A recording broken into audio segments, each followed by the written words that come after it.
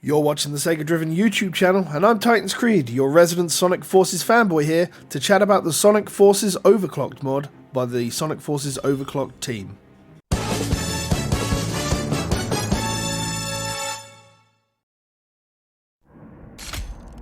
There, that's it! Make sure you bring the ruby straight back to me. Is that understood?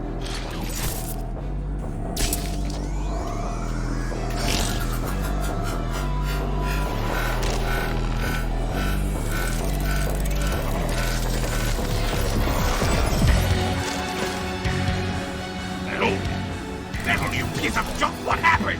Answer me!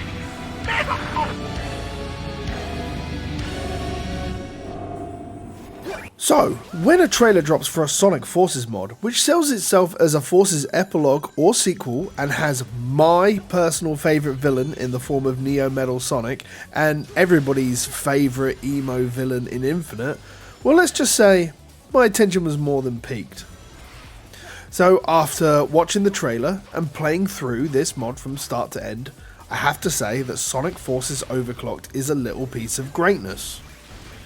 And what we have is a mix of 8 levels in the main game and an additional one for its Episode Metal Prologue, replacing Episode Shadow. And it's more than just replaying the same levels, as the Overclocked team have reworked their level selection, extended some with some original placements and settings, created their own levels for sections, and they've even managed a boss fight as well. The team also have made the choice to not bring back Classic Sonic or any of the Classic Sonic levels, which, considering that was one of the contentious points of Sonic Forces itself, I can understand that decision. For cutscenes, the team has gone the route of recruiting artists to make a comic book style layout to tell the story they want to tell. And it works. Very, very well. The art is fantastic in all of these places. It feels very much like an IDW story, and it feels very much like it could have been taken from their comics, and it wouldn't surprise me if there was some of that influence specifically taken from there.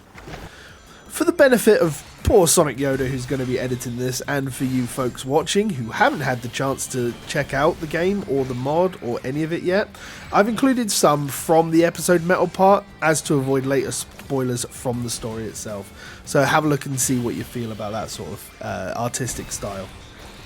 But I wasn't expecting this way of telling the story. And what I wasn't also expecting was a full voice acted cast. It absolutely blew me away.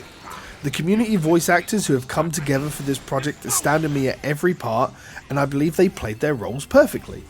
So kudos to them and the script writers, especially the ones who managed to place those puns mid-level. The music throughout has also had a bit of a overclocked touch to it, as it were. There are familiar tracks sprinkled throughout with a fantastic spin on them.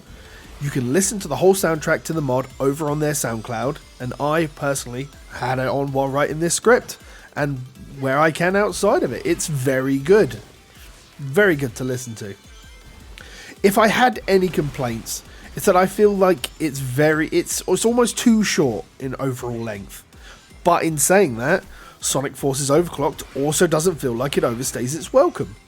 If you want to play more, there is some more exploration to be had in the levels as Red Ring collectibles return. So if you want your replayability, they're there. And the points targets per level seem to be very lofty if you want those evasive ace ranks going through all of your level selector screen. You do also have the option to play as Super Sonic and Metal Sonic in the levels once you've completed them as well, if you also want your alternate characters to go. In closing, I think the Overclocked team have done a fantastic job creating a brilliant mod project. It incorporates fantastic visuals, sounds, and story, and I urge you to check it out yourself, especially if you're a fan of Sonic Forces or the more modern style of Sonic gameplay. Huh? Okay, that's a tad out of the ordinary. Not really giving me great vibes.